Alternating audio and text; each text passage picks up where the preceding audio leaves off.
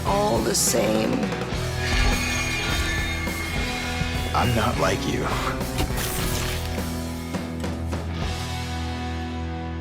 Are you afraid? All right, greetings, ladies and gentlemen, and welcome to yet another IAS horror podcast special. Today, we're talking about Silent Hill 2 Remake. I know we talked about this before in the past, but this is a second chance podcast, so the people who were not able to get on and talk about the game originally, now they have their time to shine and talk about all the mechanics, the gameplay, the story, the characters, and we're gonna have a good time with it. I'm your host, Renegade Operative, and first I'd like to introduce JoJo. Hello. I've been on a couple podcasts. It's great to be back. Finally got a chance to play Silent Hill 2 Remake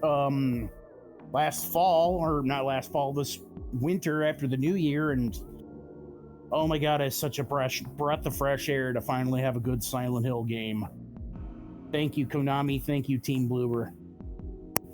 Tolkien, aka the Angry Bald Cat, introduce yourself. Bruh.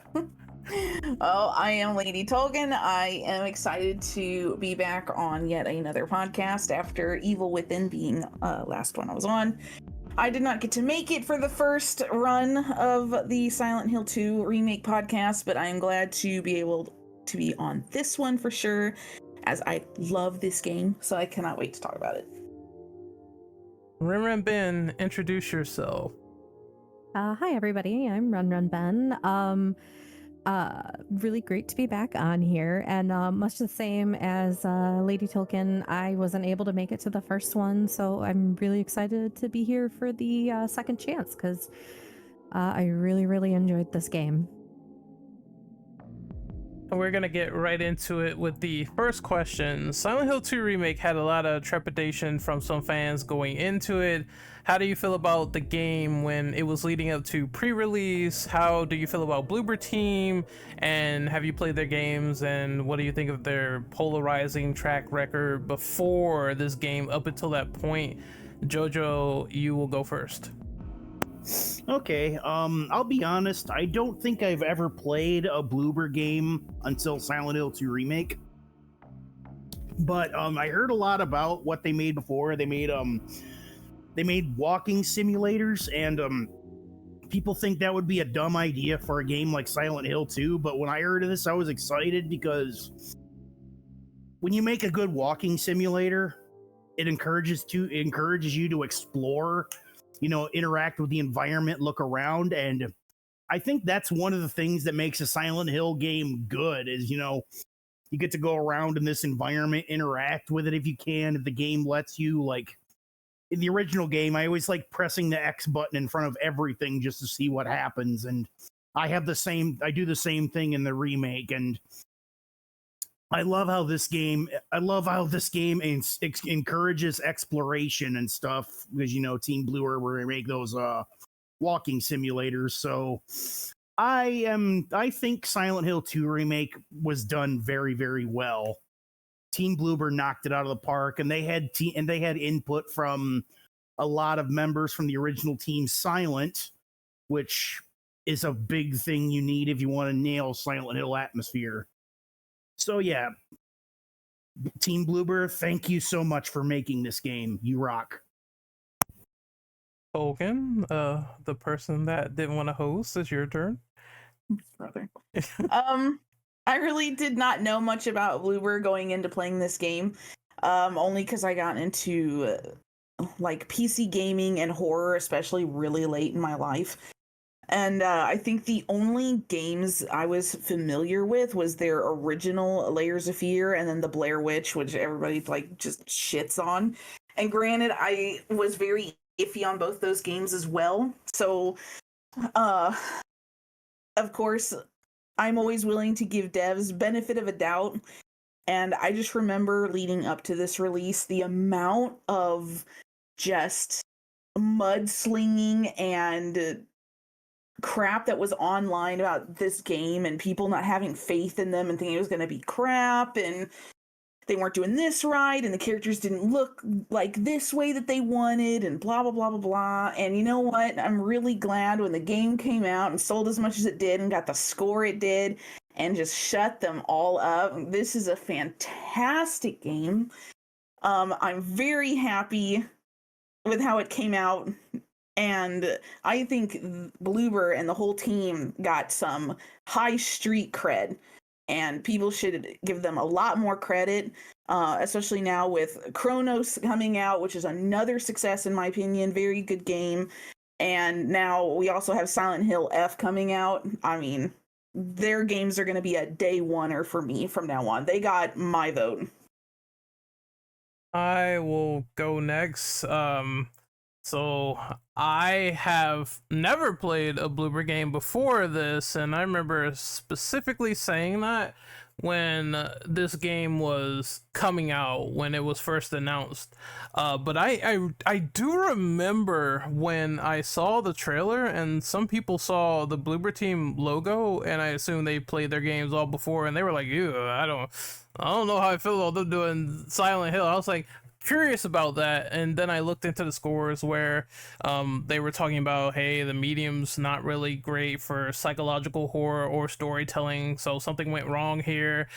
We really didn't like Blair Witch. It was a lot of their games that was just generally not really well received outside of Observer, where one of my friends said he really enjoyed that one out of the most. I tried to go into it with an open mind. Sure, some of the trailers looked like it had weird animations, and I remember the gameplay trailer just not being that great, but I also was kind of conflicted. I was like, there's some good ideas in here and in there, and I want to really digest the game when it comes out. So I was always cautiously optimistic about this game, even if I've never played a Bloober Team game, but I have enjoyed and played the original Silent Hill 2. So that's where my trepidation lied there. It's like, are they gonna really live up to the original since I've played the original, and are they going to make it way better than it is?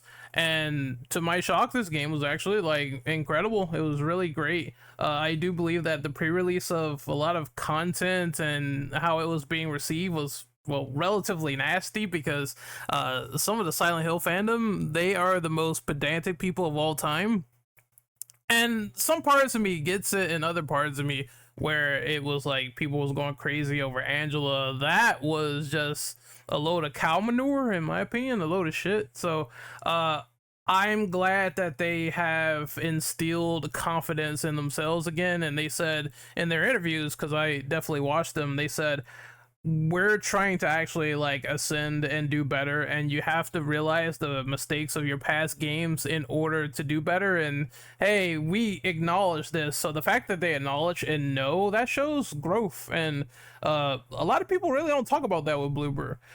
Their reputation now is pretty good. Silent Hill is good. I have played Chronos: The New Dawn, and I've been enjoying that so far. I have some grievances here or there, but nothing that's really something where it's like, oh, okay, this is going to be like lower than a 7 or anything like that. I've been enjoying it so far for the most part, so I'm definitely day one on all of their stuff from now on. Ren Ben, how about you? What was your thoughts going into this game pre-release? So a lot of my thoughts kind of echo Tolkien's, because much the same for me. I didn't come into like horror games and Silent Hill until I was quite a bit older, and so I didn't have a lot of pre-release like ideas or thoughts or anything. I was kind of going in pretty fresh. I knew about like some of like the people complaining about things online. I knew about, like you mentioned, the absolutely awful opinions that people had about Angela, which I don't agree with. But I didn't know my only knowledge of Bloober Team, kind of the same thing. Like I didn't know a ton about them, but I was familiar with Layers of Fear because I'd seen some friends play bits and pieces of it. I hadn't watched it in depth because I wasn't into horror games at that time. But now I actually own it and want to go back and play it myself.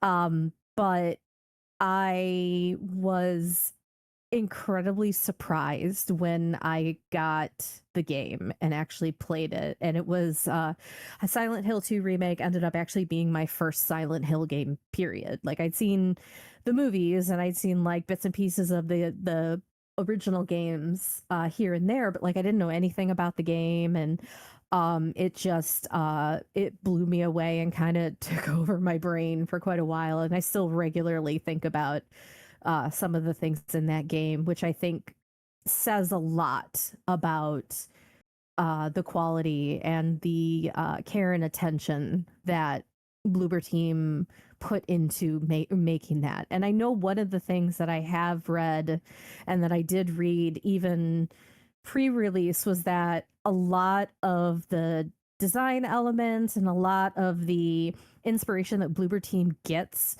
with their or takes for their games come from the Silent Hill franchise. So like they are very much all people that love that franchise and care a lot about that franchise. So even though I didn't know much about either Bloober Team or the original game itself, like my gut instinct was kind of like, okay, well, you can't care about a franchise that much and do wrong and like do a crappy job. So I was like, I was willing to give it a chance. And I'm glad I did. Next up is question number 2. What is your thoughts on the general story, symbolism, and characters of Silent Hill 2 Remake? Jojo, it is your turn. What do you think about this question personally, and what do you think about everything involved with it? I really like Team Bloober's take on all of them. I think visually, auditorily, and storyline wise, they did a good job keeping them not only keep in a weird way keeping them with the originals, but also kind of expanding on them, especially the stuff that goes on in the labyrinth part where you get to see some of Angela's story. Like, I mean, here's the thing. This is one of the things I think they actually improved on in the game is like the Angela story. Like when I first played the original game and saw Angela's story and got all of it, I was like, oh God, I feel sorry for this kid. And then when you play through the story, I feel like, oh God, this is very uncomfortable, but it's like that uncomfortable that makes you kind of feel, kind of what she's going through in a way, I guess. So it did its job, and it did its job really, really good. Like, I think that was my favorite part of one of my favorite parts of Silent Hill 2 was that part with Angela and everything in the maze and fighting the abstract daddy. Spot on. I loved it. All right, I guess it's my turn. Since I've played the OG, that's like just a basis of what's to come. It's essentially story-wise, this is one for one very similar, with a few exceptions and changes that they have made for better or worse. Like I have said before, it's a very well acted, close rendition to the original Silent Hill 2, and I don't think that the story needed to be anything else because people really like the plot of that game very much. So they added in a few touches that I liked, like bringing out James's alcoholism in the bar. That was never in the original. It was just like a text read where it's like, I really don't want to drink because, when I drown out my problems, bad things happen, or something paraphrased to that effect, and they kind of brought it out a little bit more in the story. And you can tell that this game had consultants from people who worked on Silent Hill, which is something that came out on Twitter with the credits of this game. Like, prolific lore builders worked on this, and I love it for the most part. I believe that the better acting brings out a lot of the character of James, because he's like, look, I love the original James from Guy Seehee, and I think that performance was great, but there are parts where it didn't really age well, like a couple of wacky bits here or there, and I feel like Luke Roberts really embodied what James is not only supposed to be, but take it in a serious level. Which is why like he got nominated for like a bunch of stuff because people really found that performance to be like so good.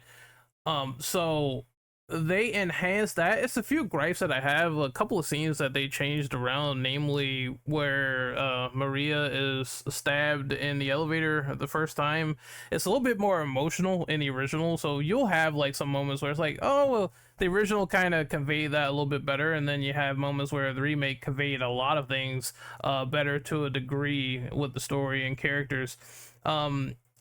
One thing that people will probably complain about is they didn't add too much new to the equation. They just built on top of it. And I think that's fine. I don't think this needed to be a Resident Evil style reimagining where you are like flipping the script on everything. They kept it pretty close to the chest with this game.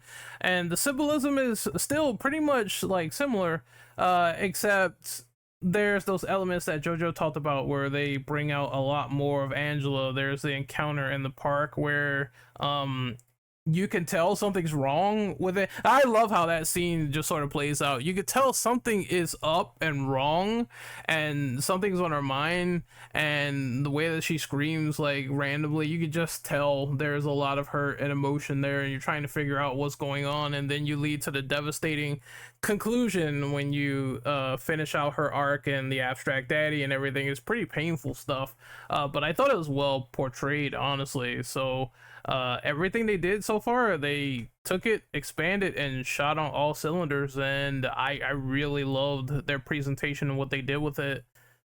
Tolkien, it is your turn. What do you think of the story, symbolism, and characters?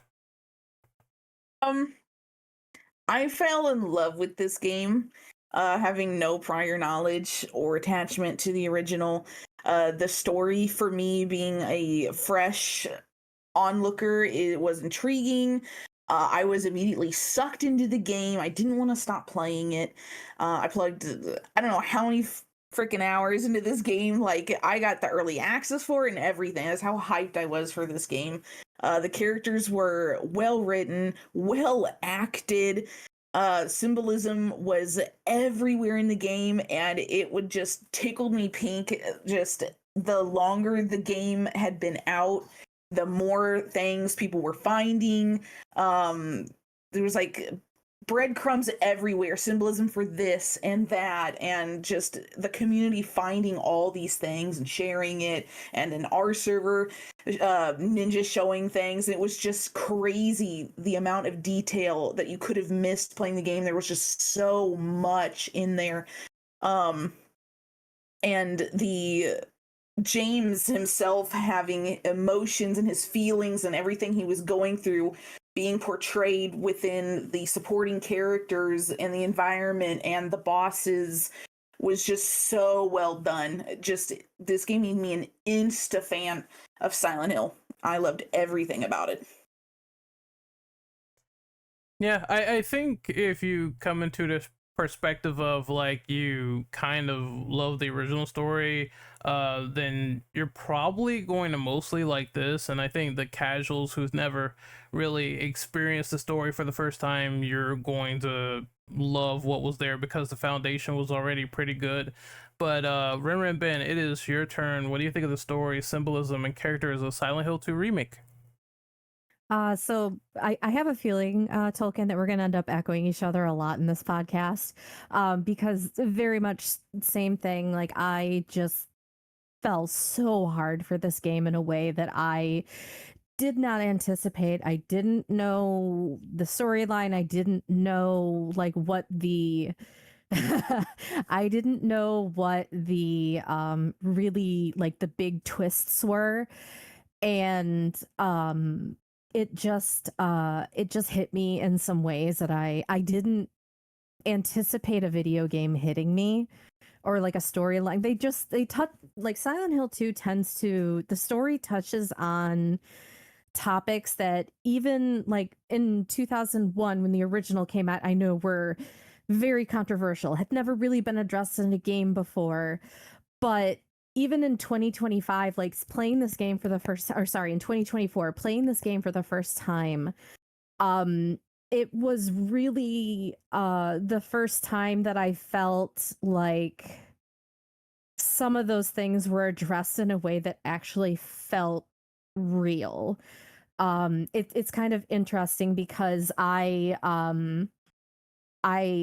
said to some of my friends that know the story as well, I've said, you know, if I had played the original game in 2001, I don't think I would have felt the same way as I feel about the remake in 2024, because just things that have happened in my own life made some of the struggles that James had and some of the things that he was going through, they were a lot more meaningful and a lot more, I don't know if relatable is the right word, but I could understand him in a way that I don't think I would have if I were 24 years younger. So I thought that was one of, really just speaks to how well written that story is. The symbolism was really it's just so well done. It's it can kind of hit you over the head sometimes, but you know, like has already been said, there's so many other things. It's one of those games that you want to go back and play it over and over and over again, because you are going to find something you didn't find the first time. You're going to notice something you didn't notice before. You know, and all of the characters are just, they're very well acted, they're well thought out, and just, I don't know, it impacted me in a way that I wasn't expecting, and it just, like I said, it's still a game that I pretty regularly think about. I've gotten in a few arguments with people too, because I don't, it's really funny, like with James in particular. I've gotten in some arguments with some people because they're like, oh no, he's terrible, because I've noticed he's very like he's very polarizing, like you either love him or you hate him kind of character. And I've gotten in a couple, I guess I shouldn't say arguments, but like discussions with people about why I don't hate him. I actually can't hate James. He's not a good person, but he, as a character, he is interesting in a way that I don't find hateable. He has some relatable things that I'm like, okay, I could see where if I were in that situation, yeah, I can see why that happened the way it did, kind of thing. But also shout out to Luke Roberts for just doing such a good job with James in particular. Like I absolutely loved his portrayal of James. But anyways, so yeah. Long story short, I absolutely love this game, and I thought it was phenomenal through and through. Next up is the next question here, which I'm going to pull up, but I will say really quickly that the James stuff is, I know it's like polarizing. It's like, oh, which sort of morals do you align with, and which other condemnable acts that he has done in the plot that's like irredeemable. I think he wants to be a good person, but he knows that, well, you know, the thing with him putting his wife out of his misery, and it's just like sad in a way, and it's like all the plot of mourning. It's very interesting how far they will go into the psyche with someone mourning their sick wife, knowing that they're getting called back to the town in this poignant way of trying to go back and make amends, which is why I think it's cool that the endings are so ambiguous for Silent Hill, where it's like you can sort of pick your own way whether James gets a redemption arc or not. And a lot of people just don't mention or bring that up, and I think that's a clever way of what the developer said for the original and how it sort of reigns true for this remake, where it's like you can sort of go about what you want and your ending is your ending, and I really have a respect for that sort of stuff. But we will move on to the next question, and that is, so what ending did you get on your first run, and what are your overall thoughts on the endings that you have seen so far? Do you think they're great, or do you have any sort of mixed opinions on them? I will go with Tolkien first. Oh boy. Okay. So the first ending I got, which to no surprise to me, once I looked them up later on how to get them, was I got the leave ending. After finishing the game and then going for the plat afterward, having to look up exactly how to get all the other endings to get said achievements, I was really not shocked, considering I wanted nothing to do with Maria the whole game. Like, I did not like her character for obvious reasons, I was all in for the James and the Mary, and so like it did not shock me that I got leave and I got nothing along the lines of Maria. But of course, going through the game several times to get the plat and seeing all of the endings, they were all just so good and unique and made you look at the game differently. Even the funny ones were really good. And I appreciated them putting in the 2 new ones that weren't even in the OG. But like, some of the endings really got me emotional, especially the first time beating it and getting the leave ending. Like right before the final boss fight, and just the things that were said and the music playing and the meaning behind everything. The team did a very excellent job in that department, getting the right mood and hitting the right people in the field so hard, and I being one of them. Like, I could feel for them and sympathize with them, and so much of it hit home for me when this game came out. I was dealing myself, my own personal life, with so much grief and loss in my family, and playing this game at that point just hit so hard. And I remember being in a call with somebody when I was finishing this game, and I started crying so hard, and I'm like, they hadn't finished the game yet, and I said, you won't understand what I'm feeling right now. Like, oh my god, it was so real and raw, and this is a game I will never forget. Like, I always, just like Ren will go back. I want to replay it. I want to watch other people play it. Like, I am obsessed with this game, like, to an emotional point. And it's just so good. And I'm so grateful that they did this good of a job on it to make us feel these things and give us an emotional connection. And I cannot wait to play the next one. Well, my ending, I cried in a different way because it was an ending I didn't want. So I was so mad when I got this ending. All right. I'm pretty sure that people can piece it together, but when I played this game, I decided to make the bold strategy, Cotton, of playing this game on hard mode.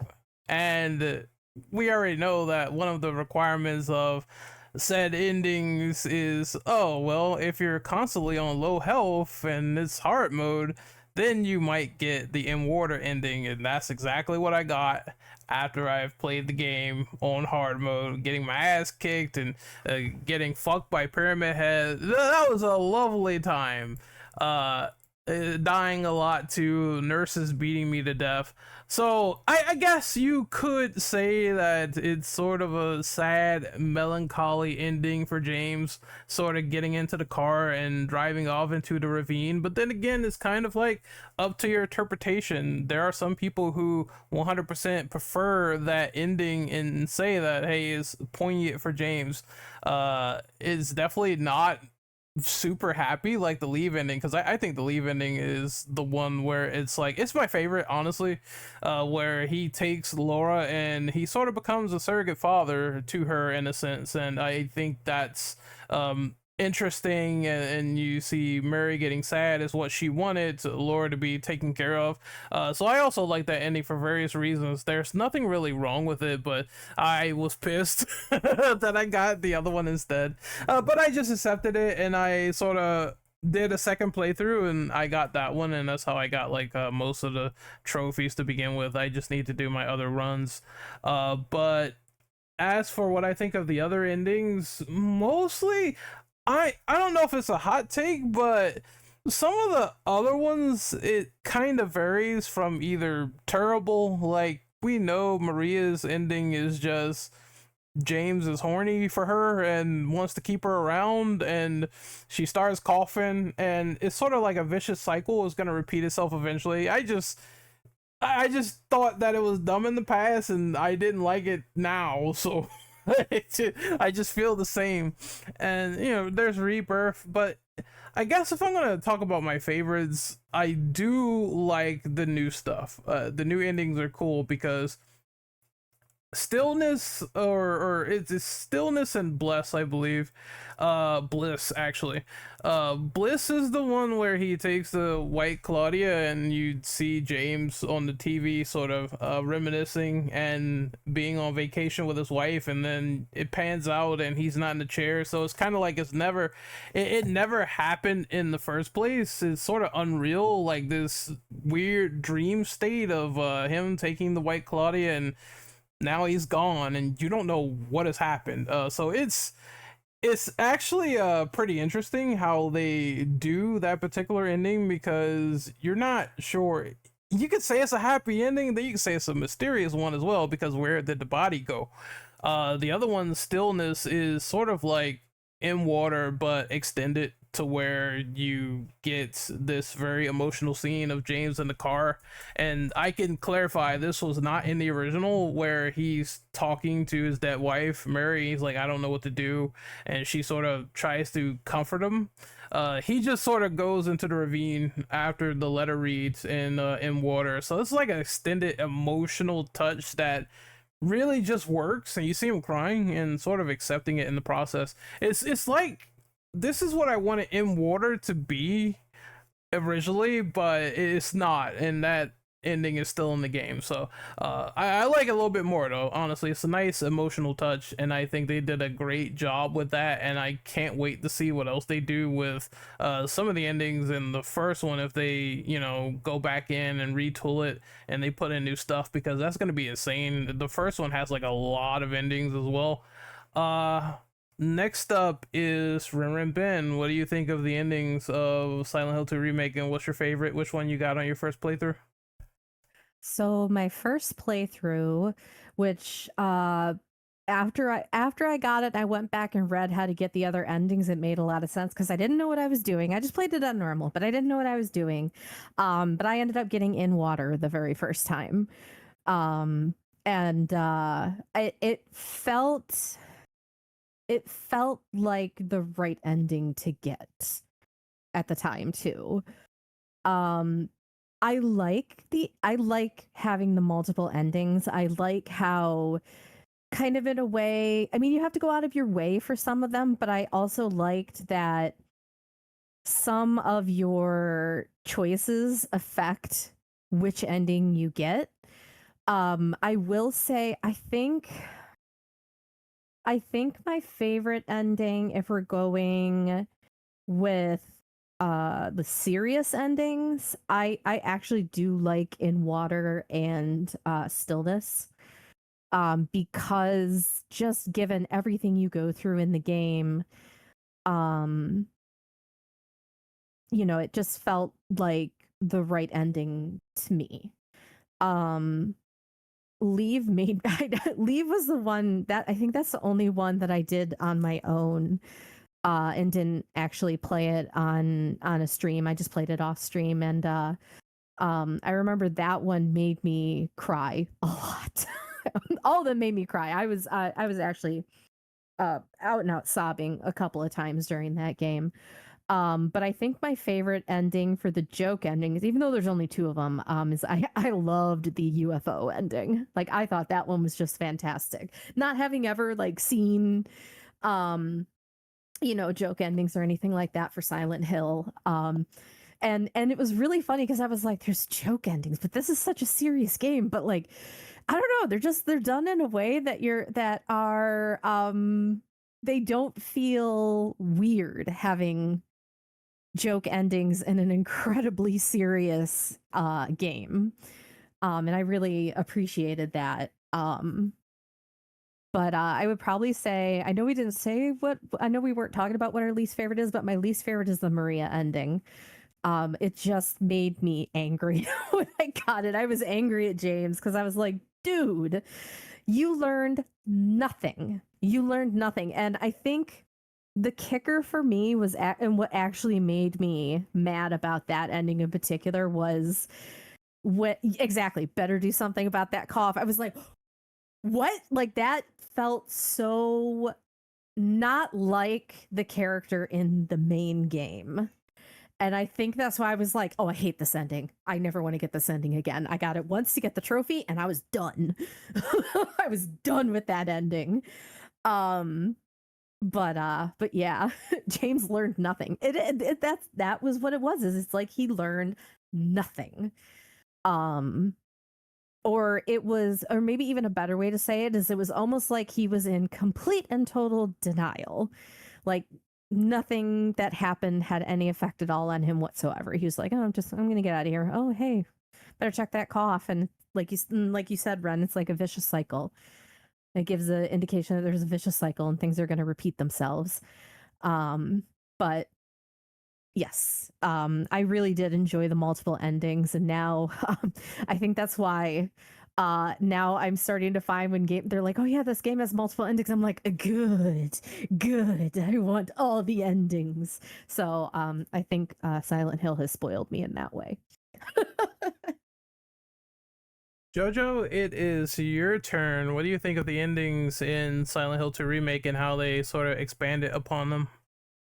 Well, first off, I just want to say everyone's reactions, especially Tolkien's, that is what I want to hear people saying about this game. I love it. I'm loving how you guys are expressing your love for this game in really poetic ways. You know, that just shows how well that this game's done. As for me, I was trying to get I was basically playing it going by the same rules as you do the endings of the original. I was trying to go for the leave ending because, you know, even though the in water ending is technically the canon ending, at least in the novelization into Guy Seehee himself, I ended up getting the in water ending. I guess I took too much damage during the game because I was trying to kill everything I could so I could safely explore the areas. And this is, how do I put this? This was at a time when I got this game a little bit after I was going after my own grief. My cat died, so I was kind of feeling the same way James is feeling when I saw the in water ending, only I didn't feel like driving my car into a lake. But yeah, I was trying to go for the leave endings. I wanted James to have a happy ending. I did see the new endings, like the one where you see it's like I can't remember the name of the ending, but it's the in water ending, only like Mary's hand, you know, touches the back of his head and she speaks to him. I don't know if that's a hallucination or something, or just part of the town's power doing that, but that just makes it seem darker and everything. The White Claudia ending was kind of a what?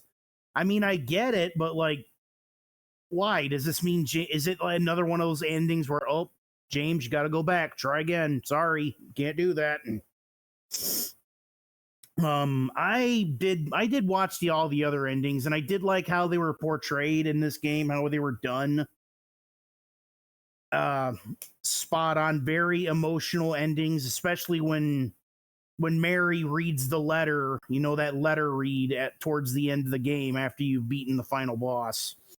It still got me. And the funny thing is, in the original, when she was reading the letter, she was not supposed to cry, but her voice actress did, and they kept that in, and it was beautiful.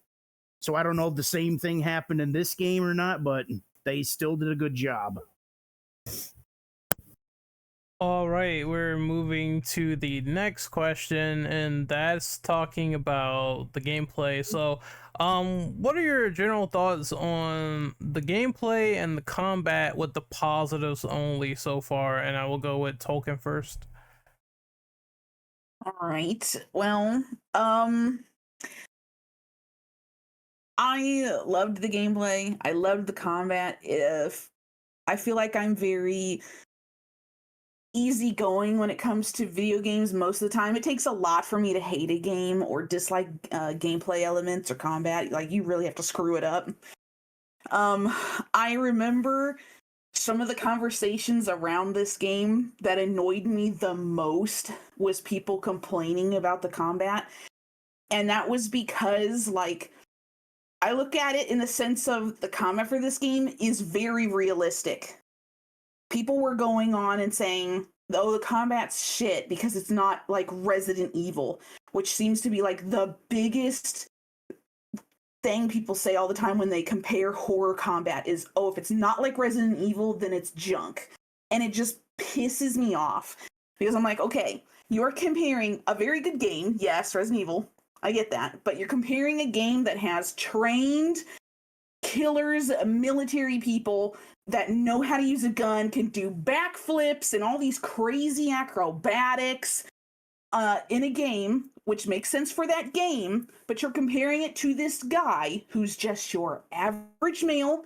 You can tell playing this game that he's never touched a gun in his life. I'm surprised he didn't blow his shoulder out shooting the shotgun, and doesn't go around smacking people in his day-to-day life with pipes or pieces of wood. Like, this is what an average person would look like today if you gave them combat and just threw them into a scary environment. This is the exact reaction you'd get. The game is so realistic, and this is what I like about it. I'm glad they didn't go with combat that makes no sense. That would have thrown me so far out of the immersion that I would have hated it.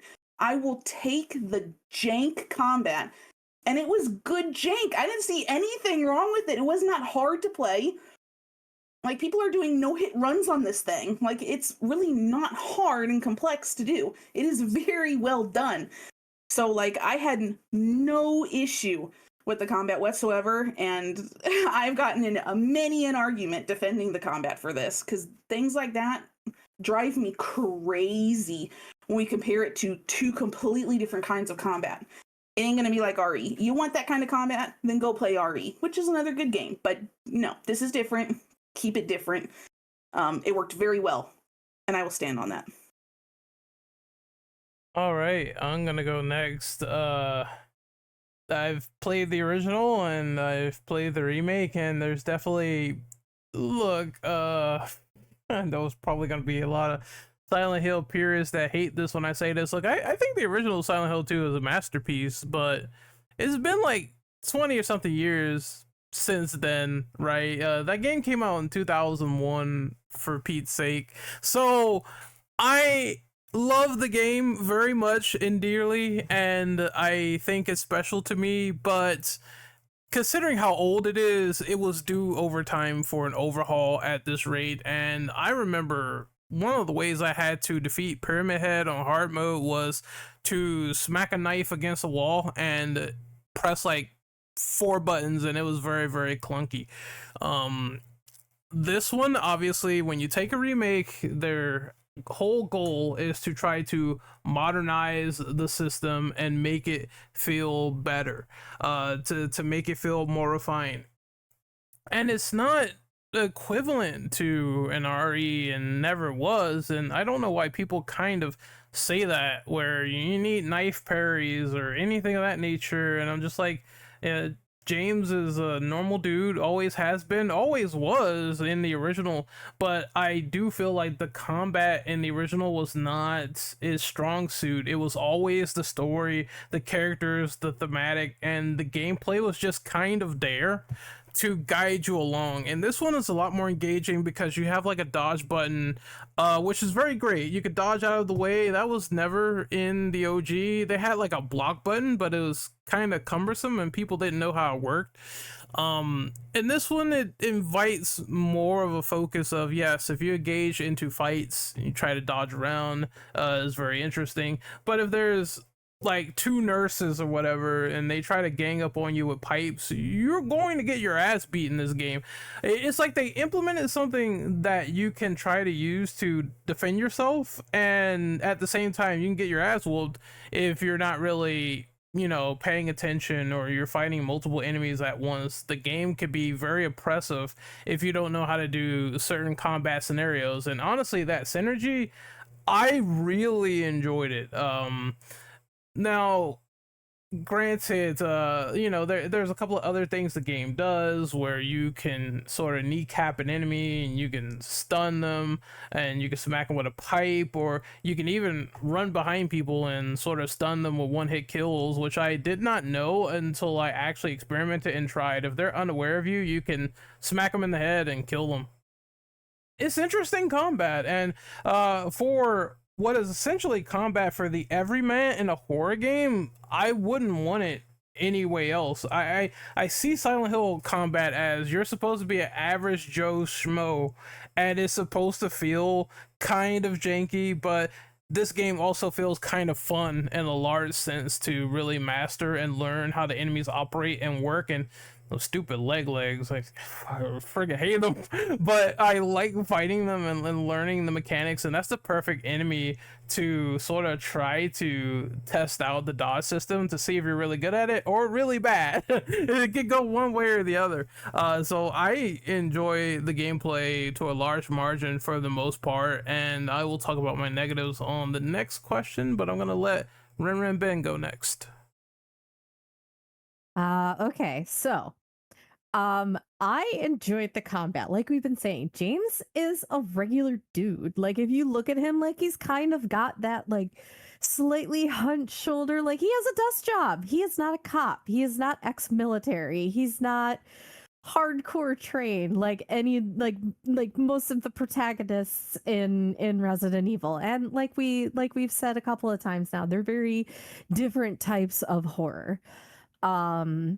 I enjoyed it. Like to borrow Tolkien's phrase, it had good jank, and I like good jank. I'm here for that. It reminds me of, games from when I was younger, and they're little, the retro games always had that kind of clunky feel to them, and I enjoyed that. Also, a few of my friends that were very big fans of the original said they kind of enjoyed how they preserved, in a way, that original slightly janky feel that the OG always had with the gameplay. And I was like, okay, I have no basis of comparison, but I'm gonna take your word for it. But I really enjoyed it. One of the things that kind of made me laugh is I actually forgot there was a dodge function my first playthrough for about 2/3 of the game, and I couldn't figure out why I kept being low on health all the time. And then about 2/3 of the way through, someone was finally like, "Hey Ren, you can dodge, right?" I was like, "I can? Oh yeah, that's right, I can." And then things went a lot better.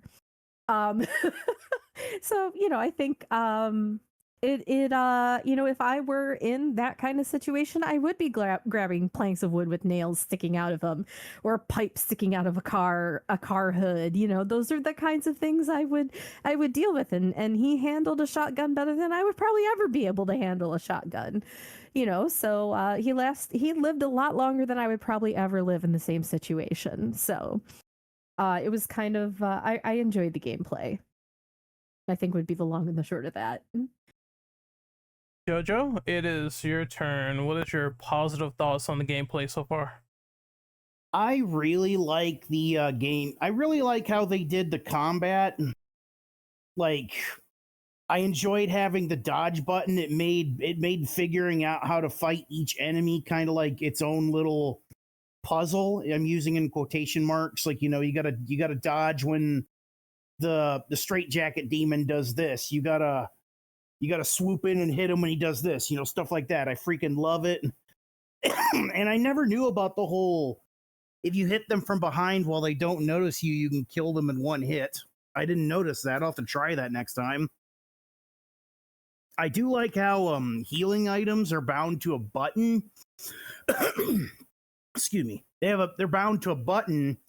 You tap it, you drink a health drink, or if you press it hard, you inject a syringe into your arm. And I don't know why. That's always funny how just out of nowhere, he grabs a syringe, just jams it into his arm without even taking his jacket off, and all of a sudden the blood on his back disappears. That just makes me laugh every time. I also liked, what else in the gameplay did I think was really cool? I guess that's about it. I mean, I was kind of I'll save that. I'll save what I was gonna say next for the negative flaws part of the thing. But yeah, I enjoyed the combat and the gameplay, and I love how it encourages you to carefully manage your fighting to not only survive your encounter, but to conserve resources and stuff like ammo and healing items. All right, so we're gonna move to the negative flaws of the gameplay, and honestly, I'll start this one off first. So one of the things that I just didn't like is sort of how the game really handles fight or flight, where you fight an enemy and it's fun, it's rewarding, but there's also the thing with horror games where it's like fight or flight. So sometimes you can go in, fight an enemy, and then you can disengage and run away, so to speak. This game will not allow you to run away because there is a soft lock camera in place when you encounter an enemy. So, they 100% expect you to mostly try to fight them. You can dodge your way out, of course, but if you're locked on, it's kind of a little bit weird. And I just wish you could snap in and snap out anytime that you want. So that means that if you get ganged up on by like 3 nurses, it's going to be pretty hard to get out of the situation and run away, which I think needs to be fixed and addressed. I don't know if they're going to patch it or whatever, but I would like to be able to turn soft lock off. The other thing that I don't like is that there's a lot of enemy encounters, and it feels, because the game is artificially extended from the original, like there are sections where they made them long just to be long, like the labyrinth, and that section of the game I just remember not liking because I felt like it went on for an eternity, whereas in the original it didn't outstay its welcome. You sort of just put the golem in place and you go to a particular area and you're done with that in like less than 2 hours, whereas in this one it feels like 5 hours, and you're doing this for 4 sections and you're fighting enemies in a gauntlet alert area where everything's like ringing and you have to survive, otherwise you're dead. And I felt like that didn't add anything fun to the gameplay. It just made it a lot more tedious. That's one of the sections they extended that I really didn't like. Everything else felt kind of good, but the labyrinth is not as good as the original in my personal opinion. And the only other thing I have about the combat that I really just wasn't feeling is it is times where it can get a little buggy. I've seen that on my playthrough. There were times where I was walking or running in a certain place and I might have like clipped on something, and James cannot get out when he gets stuck. I had moments like that happen, especially in the other world, where I got stuck on live stream and I kept dodging like 46 times, and I just had to tell myself, well, it's time to restart checkpoint because I cannot get out of this piece of geometry. I don't know why. It makes no sense. Funnily enough, something like this does not happen in Chronos. I have not gotten stuck yet, and that's another Bloober game, but in this one, it's like I can just get stuck on whatever surface and just restart checkpoint. So there's a few slight problems. It didn't really overall super break the game for me, but I did see them, and I have to cite what I saw in that playthrough. Hopefully it gets better and they implement maybe some fixes. I also heard from people that playing this game on the PlayStation 5 Pro is not that great, and they need to fix that as well. So yeah, that's the only negatives I have to say about the gameplay so far. Next we'll talk to Kat. Miss Skill Issue, what problems that you have about the game? Bruh, I swear, What? you are not allowed to ever critique a game on its clipping. It is like how many games now that you're saying you clip into things, It's and not I don't my fault. I see ever- bugs. No. I think it's just a you. The game just punishes you. I Wait. don't hear this from other people. It's just you. It sounds like You it has kids- something against me. You kids turn around. Don't make me turn this pod. You kids be quiet. Don't make me turn this podcast around. We'll go straight home. I blame Tolkien. Anyway, hush. Anyway, so I'm gonna sound like a major simp for the game, but I personally had zero issues with it. I loved every bit and piece of this game. Combat, story, atmosphere, everything was perfect. I had no issues. I had no bugs. I had no glitches. I had no crashes. I had nothing. If I had to pick something, if I was forced to, it wouldn't even be a gameplay or a combat thing. It would just be that with the early access, some people did have optimization issues or it wouldn't start. And I do remember having a lot of people say that. Mine, I think, stuttered at first. But as soon as I tweaked some settings on PC and stuff, and I don't even have a really good rig. I have like a medium rig, and I just tweaked a couple of things, and from then on, it ran flawlessly. I know they did patches like the day after, but that would be the only thing I would have to bring up. But the game itself, perfection. I had no issue on anything. Raymond, Ben, how about you? Did you experience anything negative during the gameplay? Well, no clipping issues over here, but sorry, I have to say it. Lucky. But I will say, I did have some optimization issues, because I got it on PC, and I will say it was definitely not optimized for PC. My understanding is that like a lot of games or I shouldn't say a lot of games, but some games that get developed and they're developed for console. So like in this case, PlayStation 5. I believe it runs on Unreal 5, and I believe it was Unreal 5 engine for this game as well.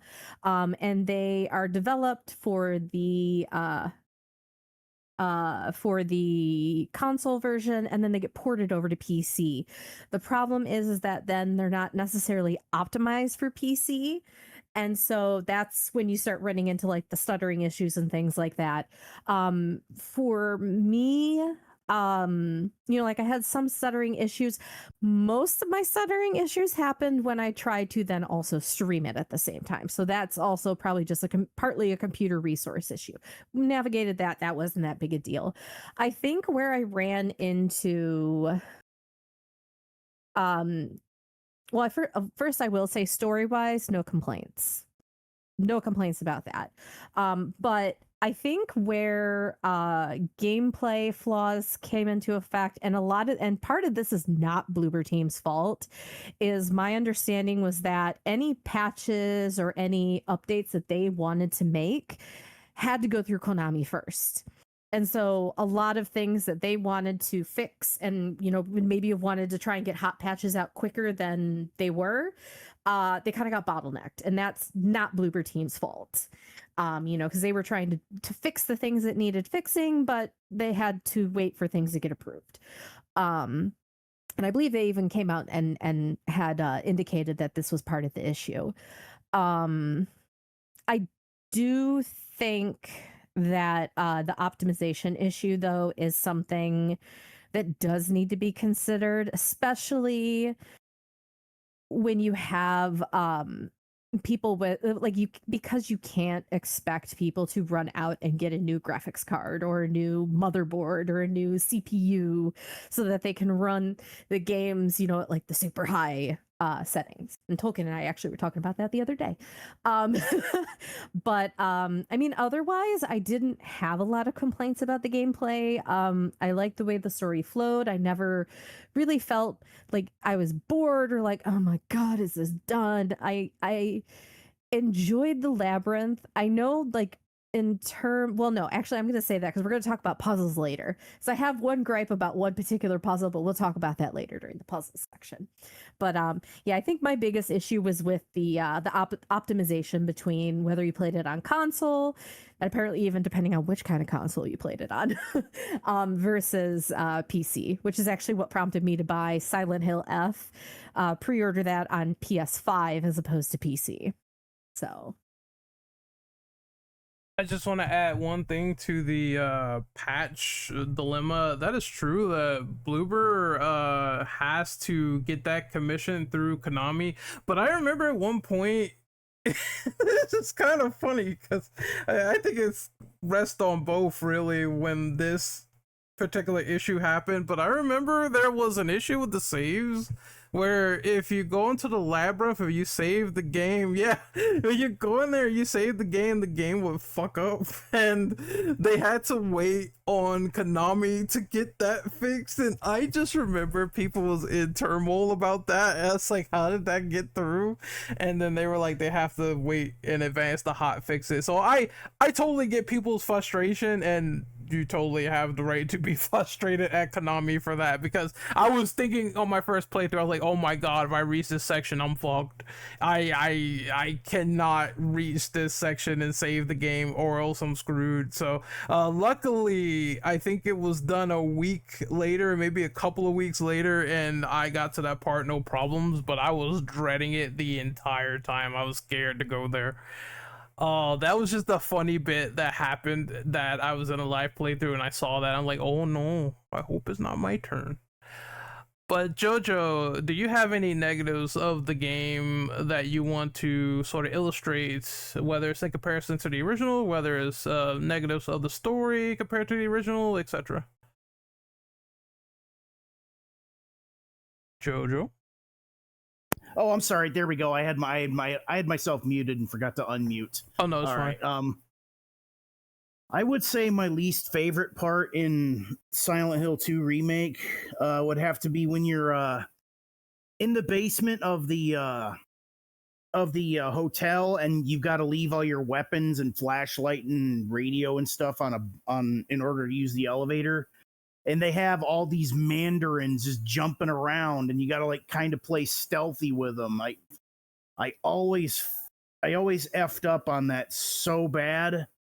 Oh god, I couldn't do it. And I guess maybe the other thing, I really can't think of anything that's.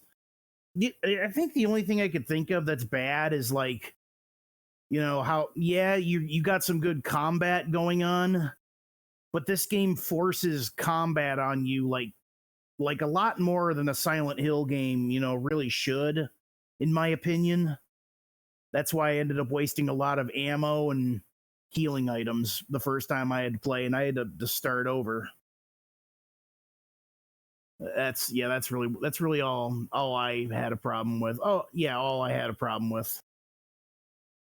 I think story-wise, the only thing I have to mention is because I forgot to put that for myself, but the only thing I have to mention, like, yeah, some scenes are not as strong as OG. Like I said, Maria, the elevator, the stabbing, and it was another one. It's a few with some of the ending pieces of the game where James finally admits to the Pyramid Heads that yes, they're part of his like imagination. I think in the original it was a lot more stronger because of the lines. I just enjoyed him saying, now I know what I need to do. It's time to end this. I think that just sounded a lot more badass than I'm ready. But other than that, it's very minor. Like most of the other scenes are significantly like better in a lot of ways versus like OG. So there's some parts that work, there's some parts that I feel they could have retooled a little bit, but overall not a bad rendition in my personal opinion. Next I will move on to, let's see, let me get the document up. There we go. Okay, this is about favorite boss fights or any thoughts on boss fights in the game, and Tolkien, you go first.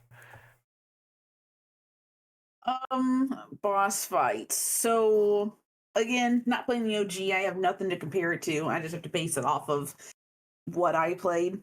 But I think they were great boss fights. The designs were just wild and crazy. And to me, they all felt different in ways of you had to employ different techniques for some of them. Some of them you could just, like, if you want to consider it a boss fight, the first time you see Pyramid Head, and realistically, I bet people were caught up and were wasting ammo on him when it's just like a timed thing. You don't even have to do anything. You just have to avoid him. But like, that's different than like the next boss where you have to kill it, etc. Having different weapons. I did enjoy all of them. I think the one I liked the most was probably the double pyramid head, just because it was to me really cool to be in like an arena with two of them, and they have different weapons and they could be coming at you at the same time or from opposite ends of the arena, and just it kind of put all your skills to use, all your weapons, whatever ammo you had, being able to heal, dodge, and it was just really crazy and just satisfying for me.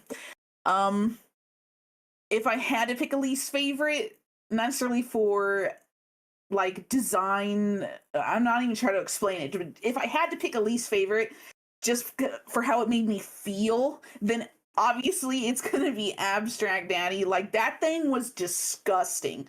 Like, not knowing the OG game and knowing nothing about this and going into that and getting all of Angela's backstory, just her reaction and her expression and everything she was feeling before, during, and after that fight, and just the way it looked, like you just knew from her background, you see that thing and what it symbolizes and what it looks like, and the way it just comes after you like it's a freaking stalker, so fast and relentless and disgusting. It's just like, I felt physically ill. Like, I was just like, oh my god, this is just disgusting. I could not kill it fast enough. Like, I pumped so much shotgun into that thing. I was like, please freaking die. Like, I hate it.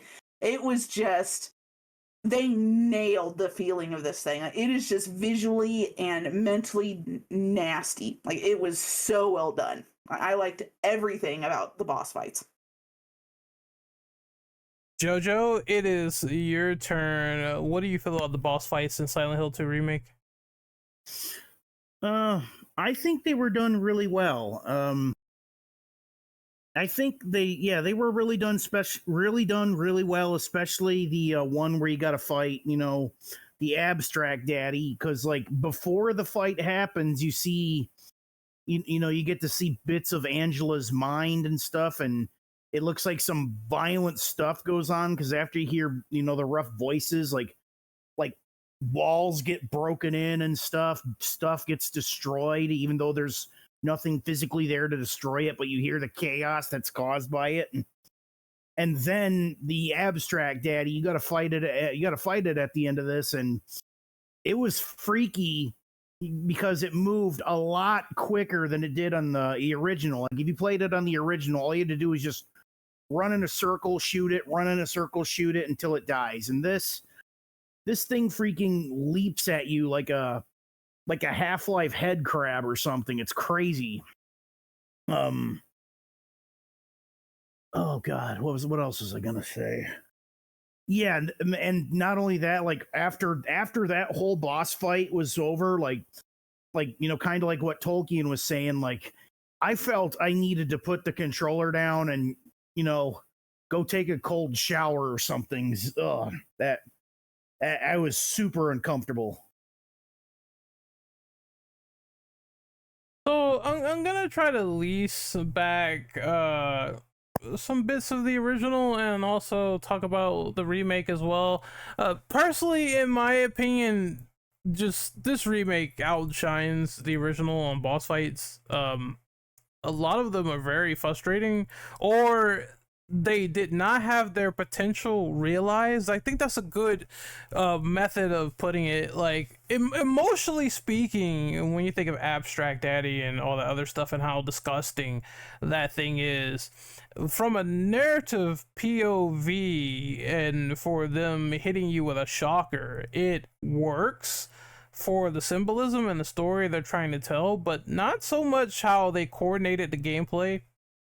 It's not really freaky either. It's just imagine fighting Abstract Daddy, but he's way slower, and you're in a box rectangle for most of the room, and you just run around and shoot them. That's it. It's not as good as the remake. This is where the remake shines, because what they decided to do was make them these like 3-stage monolithic battles of the boss, where the boss will change form or change shape or get angrier, and the original did not do this. The bosses are like one of the biggest highlights of the gameplay so far, because they're all dynamic in a way. Flesh Lips as well. I mean, he was just lashed on the ceiling in the original, and you shoot him with a shotgun a couple of times, he's dead. Whereas this one, you shoot him on the ceiling, and then he either starts to hide in the walls, and then he just falls down, and then he turns into a caged creature, and then he starts jumping around everywhere. It's absolutely insane with how they took these bosses and they elevated them to like a large degree. I think it's kind of astounding in that way. So I would say most of the boss fights in this game are done really well. The final boss, creepy, done well. Abstract Daddy, you know, terrible. I stomped it like 50 times in my playthrough, so I felt really good. I was like, you know, I found out what this thing is. I know what this thing is. Let me just stomp him 50 times and make sure he's a pulp. And that's exactly what I did. So I have nothing bad to say in this regard. If I'm going to label a favorite, I'm gonna have to do the typical choice and say Abstract Daddy was good, because just the tension of the fight, where there's all these TVs, you have to smash him, and he's super fast and he's running. That part scared the fuck out of me. That's like the scariest part of the game, fighting that thing, because you don't know when and he has these little arms, all like nubs. I'm like, what the fuck? What's going on? It's seriously nightmare fuel. I think they nailed that to a large degree. It's one of my favorite fights in the game, and one of the tragic fights in the game as well. Next up is Tolkien. What do you think of the boss fights of this game? He went. I think it's Renren's turn. Oh well, Ren Bandit, it's your turn. What do you think of the boss fights in this game? I really enjoyed them. I don't know if enjoyed is the right thing to say. But they were really immersive. Like, they did a good job. Yes, they are really messed up. I agree. They in particular, the Abstract Daddy fight is one that I think that and the Eddie fight were the two that really stick out in my mind, because the environment that you're in is so immersive. I mean, and they're all like immersive and specific to each individual boss, but those two in particular stand out to me because of just like how, because I don't know, I actually am not entirely sure if I can't put into words what it is, but those two in particular always stand out in my head, because they just had a really big impact. And you know, like especially like Abstract Daddy, that fight, I realized about not too long after that boss fight started what exactly was going on, because it caught me so off guard that first time when he comes busting out of the wall at you. And when I actually realized what was going on and what that was supposed to represent and what that meant about Angela's story, I cried through most of that boss fight, honestly, and that was I think that was the one point in the game in particular, besides the ending, where I had to actually like step away for a little while afterwards, because I needed to get myself like recomposed and you know, get myself back on track. I don't know what the right way to say it was. They were very upsetting. It was a very upsetting point in the game. But yeah, I think the boss battles are great. They're really, I think, like I said, with even just beyond those two particular boss fights, the abstract Daddy and the Eddie fight, like they're so immersive. They're so specific to their uh specific areas where they pop up in the game, and just also like the details and um like all the things, like you keep the bosses are all designed in a way too where you're like, well, why is it shaped like that? Why does Flesh Lips have lips? Why does it have to have lips? Why do the mandarins also have lips? Like, why is the head and the hands ending in lips? Like, what the hell? Like, you keep wondering. I kept wondering about all that kind of stuff, and it's just they were wild. There were some wild boss fights in that game, that's for sure. All right, we're moving on to the next one. What are your thoughts on the general enemies of the game and the other world itself? And we will go with Tolkien first. Okay. General enemies, I think they were good. I'm usually not one that complains about reusing assets or having lack of variety in general mobs, as long as they're done really well and it's not boring. And technically they reused assets in here. You still have the same like nurses and I don't even know what to call them, body bag mobs, but they look different depending on what area you're in. So I found them unique. I had no issue with seeing the same things all the time. They were all designed very well, what they symbolized. Freaky, of course, even before me getting to play this game, the memes I've heard and seen about the Silent Hill nurses are just out of this world. Like, people are just weird. That's all I'll say. But I gotta say, the freaking legs, playing this game for the first time, and of course having the radio on to play as a newbie, and they don't trip the radio when they're not moving, freaked me out, especially when you get to the hospital. There's just so many of them. There's just one hiding around this corner or one under the desk. Like, there were some instances where I would walk past one and it would not even move. Like, normally they would come out and come at you, but like, it was like, it just tripped me up because I would pass one and nothing would happen. So I'd think, okay, I'm safe. But then like, I would turn around to look at something and there's one standing there perfectly still. And I'm like, oh my freaking God, I did not see it. It did not move. And it would just twice as scare me. But after the first playthrough, going back in to go for plat and other endings and things, the legs end up being like my freaking favorite. Like, they're just so funny to me, the way they look and the way they move, and just, I don't know, they just had me laughing for whatever reason. I don't know. But they were just scary as shit and so stealthy and just come out of nowhere and slap you when you didn't even know that they were there. I think the ones that freaked me out the most, though, and it's because I just have like raging arachnophobia, is when you get to the prison and the ones that are just crawling on the walls and the ceilings, and it's so freaking dark and you can't see anything. Oh my gosh, like, my skin was crawling so bad at this point in the game. And me being a very big loot whore, I don't like using loot. Like, I used my melee so much playing through the first time just because I could. But at this point, when I'm seeing these things crawling across the floor and the wall and the ceiling and coming at me as aggressive as they are, oh hell no. I was shooting them, sniping them. I was like, these things are dying instantly. Like, I hate these things. They freaked me out so much. I could not wait to get out of the prison area. But yeah, design wise, I think all the mobs, enemies were great in both the normal world and the other world. I think they were all good. I had no issue with any of them. Next up is Rin Ben. What do you think about the regular enemies and the other world?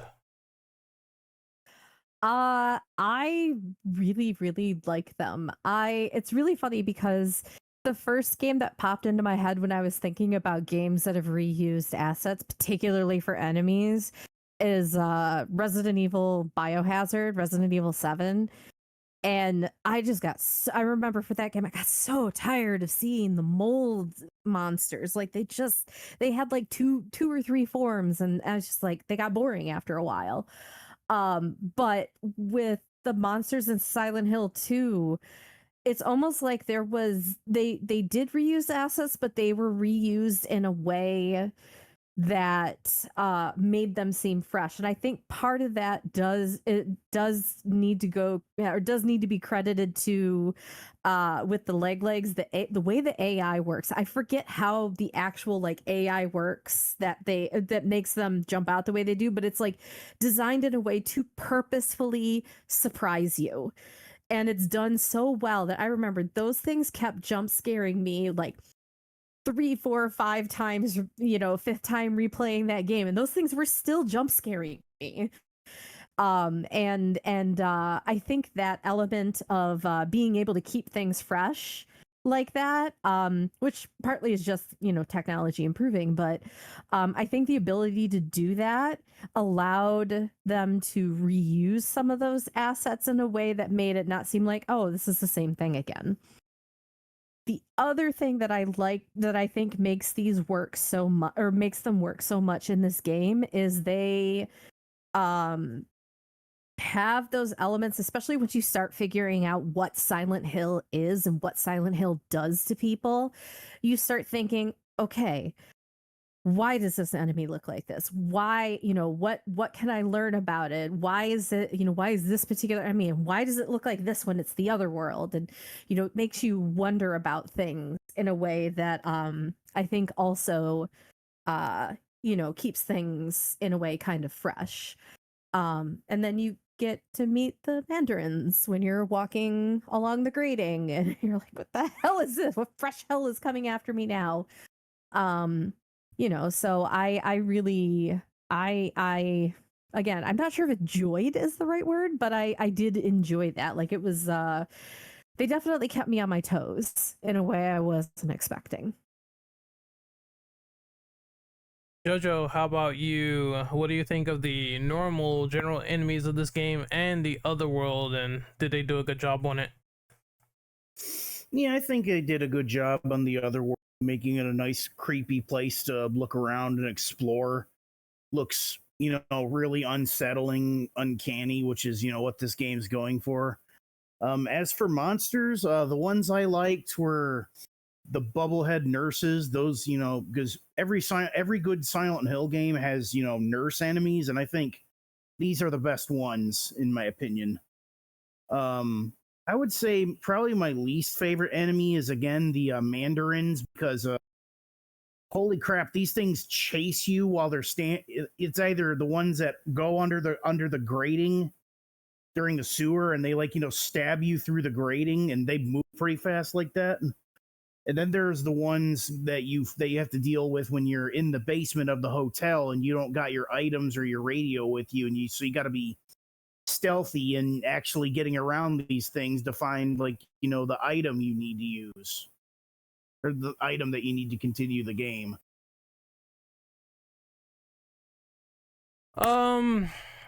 So I mean, it's a lot of things to cipher through when talking about some of the enemies. I like some of the variants that they decide to do with the other world and the enemies within, because they will change depending on like their attacks and their movements. So sometimes you'll have a nurse in the normal world and she has a pipe, and then you go to the other world and she has a knife, and they're a lot more harder to fight down there. And that's kind of what I want them to continue doing, is to add some variation to the enemy to keep it fresh, as opposed to just having the same old types of enemies in the other world with no real changes or alterations to them. I actually like these nightmare versions of the enemies that they decided to implement in there. It creates a lot more variety for the game. As for just the ones in general, I think they're fine.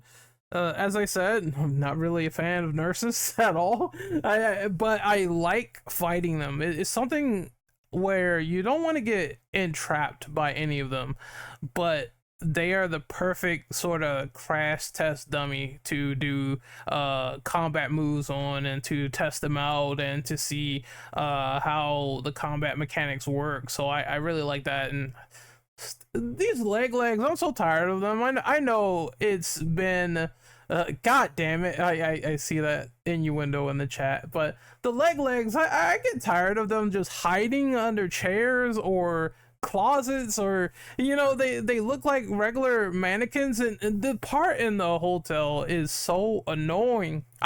Because you think, oh, is that just a normal mannequin? It's one of them. So that's the first thing that I was saying to myself, and I was like, it pissed me off because you think it's not them, but it is, and they start attacking you. And that's one of the great things about the game, is it keeps you on edge the first time that you see it. I did have a bug though, where one of the legs was trying to pose in front of me and the lights were on, and I was like, I'm sure it's supposed to be scurrying and hiding somewhere. Let me kill it real quick. So that's one of the enemies that I love fighting, but I also hate when they sneak attack me, and I think everyone feels the same way. Great job all around from how they operate. Nothing really felt the same forever, but the only thing is that I do agree with other people where I love the original Silent Hill 2, don't get me wrong. But I do feel like if they decided to throw in something new, or something that shows up, maybe a new boss or something, I would be perfectly okay with that, because I felt it would have added to the game already, and it wouldn't have subtracted, especially if you go to that jail sequence and you see they vary the enemies up again, where they start turning the legs into like these dog walking variants, and they're all over walls and shit. So I wish there was a lot more of that in the other worlds. That would have kind of creeped me out just a lot. The spider legs is pretty intimidating. That's the scariest part of the game, is that prison. I just, hands down, definitely a good section, and definitely they tested it out like majorly with the enemies. I really enjoyed fighting them. I have nothing negative so far to say about this. I thought that the encounters were done pretty well for what they were. It's just that, I wish it was a little bit more of some new enemies walking around, but overall good job on what they did with some of the older ones. Let's see. Has everyone gone on this question? Yes or no? I'm going to assume yes. So, Jojo, you were saying something? Oh no, I was flicking my mute switch by accident. Sorry. Oh no, it's fine. We're going to move on to the next one, and that is, oh god, puzzles.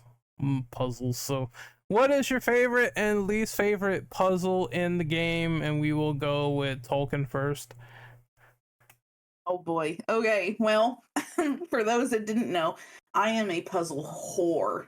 Like, I grew up, the one video game I got to play on my ancient, like, 1990s Windows 98 PC with my family was Nancy Drew games. So, like, every game I play, I'm thinking, oh man, I hope there's puzzles in it. I hope they're hard. Like, I'm just giant puzzle whore, like I said. So, like, the puzzles in this game, I was very happy to see that they were actually decently hard, especially if you put it on the hard puzzle difficulty. Because I know, like, I love Resident Evil. I just keep bringing it up for whatever reason and comparing and contrasting, but the puzzles in Resident Evil are, to me, in my opinion, just so easy. And in most horror games, they're just so easy. And the ones in Silent Hill Remake were, to me, just much harder and much more satisfying. There was a lot of them, and it just tickled me pink. I just loved them all so much. And every single time I got to a new one, I was like, oh yes, I can't wait to see how this one works and operates and how much thinking I have to do for it. And I think the two that come to mind that I enjoyed the most was probably the story puzzle that you get in the apartments. I liked having to read the quote puzzle or the story / like rhyme riddle, and then having to figure out where the coins go. And then especially with whatever coin you end up picking in the end could delegate partially to what ending you had as well. And then the other one I really liked was the hangman puzzle in the prison, having to read all of the quotes and mix and match whichever pieces went together to figure out which noose you had to go to. I really like that one. I think the only one, for whatever reason, that I did not like, and it tripped me up, I don't know if it was like my OCD or like things that are like mirror puzzles, just my brain cannot compute them for whatever reason, was the it was the bookshelf puzzle in the hotel towards the end of the game, where you had to put the books in the four books in the right slot on the bookshelves in accordance to the picture frame behind you. And for whatever reason, my brain could just not figure out what I was doing. And I kept putting the books in the wrong slots. And I'm like, what the hell am I doing wrong? Like, I'm mixing something in my brain. I'm overthinking too hard on this. It's probably way more simple than I'm thinking. But then, of course, eventually figured it out. But I was just like, that's only the only one that kind of tripped me up for if it was that. And it's probably my own brain just screwing with me. But, like, yeah, the puzzles in this game, oh, I love them so much. Like, I need all games to have puzzles like this. Like, I have big, like, expectations for Silent Hill F. I want just as many puzzles, if not more, in that game. Like, I need it. But it's overall super well done. Loved it. So that was a evening FAP session of puzzles from Tolkien. No, I kid. Next is Jojo. What do you think about the puzzles in this game? What was your favorite and least favorite? My most favorite puzzle, just like Silent Hill 2, is the Hanged Man puzzle. That's a puzzle I always like to try without looking up a guide, even on the higher puzzle difficulties. I also kind of liked God, I'm trying to remember this one that I liked a lot. I like how it I like how it combined both the horseshoe puzzle where you had to put the tablets in place with the Hanged Man puzzle. And I kind of like the creative kind of puzzle you had to do where you had to pick up Pyramid Head's great knife and drag it through this hallway that's got like purple tentacles in it, and if you get caught in them, you die. But if you're carrying the great knife, they just move out of the way. My least favorite puzzle, again, there's people probably gonna say skill issue, but every time I do the damn coin puzzle, I always never get it right. I always look up a guide. I hated it. Another puzzle that I didn't like. Oh yeah, the music box puzzle at the end at the end of the hotel, or almost at the end of the game, I should say, where you had to put the music boxes and have them travel on these little predetermined paths on the pedestal. It was kind of a pain in the ass. That one, I think they tried a little bit too hard on that one.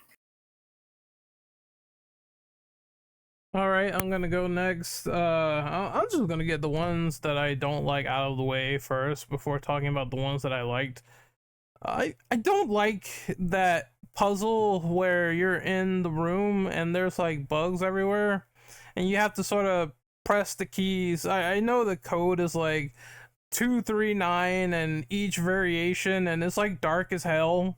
And you have to guess it right to get out. I just think this was in the original as well, and it worked the same way, and I didn't like it then, and I don't like it now. It's just let me out of the room, for the love of God. I just don't like that one. And yeah, if you're in a speed run, you just have to mash the keys and hope you get out in like the span of 5 minutes or less. Otherwise, you're going to be starting over again. And the bugs will be biting you at the same time. It's a pain in the ass. I can see you getting stuck into a room, RNG code and you have to mash the buttons, but now you have respawning enemies in the room itself. It's just not good, man.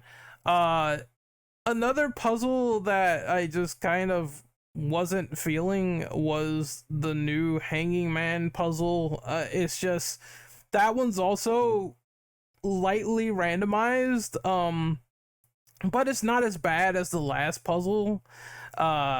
I just don't like the fact that if you, because I swear I was getting all the verses right, and if you get one of them wrong, you get like thrown into a room, you gotta climb out. It's just a lot of like trial and error that you have to go back and forth until it's finally done, and that's one of the puzzles that I save scummed because I was just like, I'm just sort of I'm sort of sick of falling through the floor and having to see all these enemies, and I gotta hurry up and get out or I'm gonna get killed.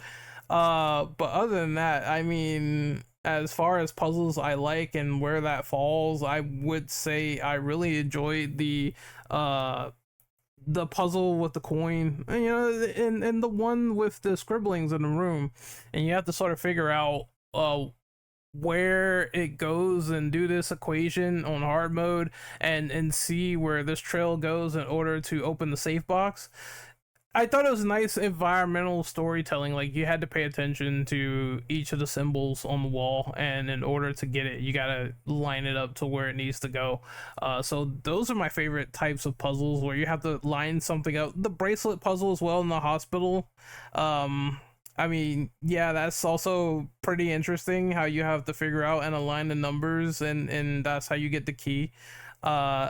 So that kept me kind of like hooked for like a minute. It's just, you know, paying attention to context clues and trying to get the bracelet off is pretty interesting in my opinion.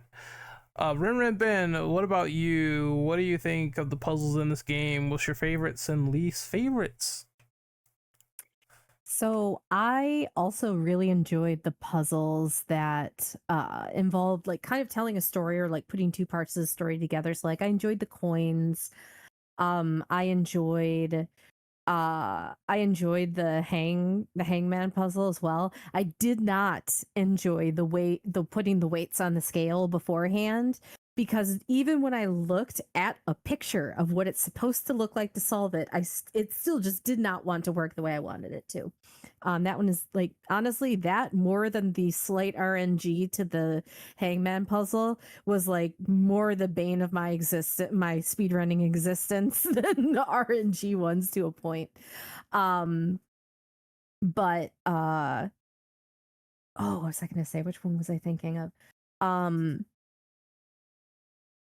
Because there's so many puzzles, and it's so funny because there were some of them that I'd kind of forgotten about until you guys were talking about them, like the one with the bracelet in the hospital. I mean, there's so many good puzzles in that game.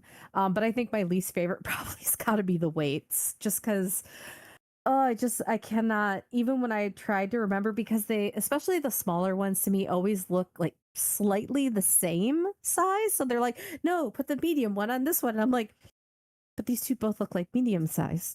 How do I know which one is medium size and which one is slightly smaller medium size? But I think I think I liked the way that you had to tell story. That's why I think I like the coin and the oh, I remember. I liked the coin puzzle and I liked the hangman one for the stories. I also really liked, even though it was a bit annoying, the first couple of times I did it on the different difficulties, was the one where you had to shine your flashlight on the walls to get the numbers to open the safe to get the key. Because I just thought that was kind of cool. It's a relatively simple puzzle, but also then you had to match it up to the poem on the wall, and again, telling a story with the things that you're finding. And I just I really appreciated how they weren't just really simple puzzles. They were, but then they also weren't. And the labyrinth itself, that whole labyrinth section, is almost like one big old giant puzzle, because you got to figure out how to turn the labyrinth so that you can find the right place to go, and how to turn it another way so that you can find the picture that you need, so that you can get all the pictures and get that trophy, and then wonder what the pictures mean. Well, now we know But at the time it was like, well, I need to get all these and then we need to figure out what it means, and it's just like puzzles on puzzles and puzzles, and I really enjoyed that about the game quite a bit. Alrighty, we are moving on to the next question, and that is so this is for people who've played the original, so this might be for just me and Jojo, but how would you compare this game to the original Silent Hill 2? And Jojo, I want to start with you first. I would say that even though the remake is, a game I think every Silent Hill fan should play, I still find myself enjoying the original, especially playing it on PC with the enhanced edition mod.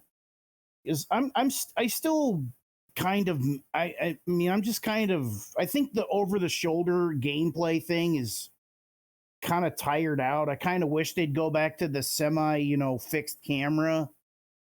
But I will say this, I do like how this game acknowledges the both the fan base and what has been going on because of the pictures that can I talk about that, by the way, in case that's a spoiler, like a big spoiler? I know you're talking about the strange photos. So yeah, you can go ahead because this is spoiler cast anyway, so okay. When you find all the photos, and I guess you look at all the numbers, it has a code. It's like, a code with numbers, or it's like the first letter of each word or something. I don't know, but it spells something along the lines of, you've been doing this for over 2 decades. And it's implying that James, and 2 decades, that was when the first game come out. And I think this is implying that Silent Hill 2 is not only Silent Hill 2 remake is not only a remake of the same game, but kind of a sequel, because it implies, assuming that you take what that message means is that, James has been doing this for 20 years. Like, he's been doing the same cycle over and over again until he gets it right. Or it could be a nice little nod to the fan base who have been playing the game for decades nonstop.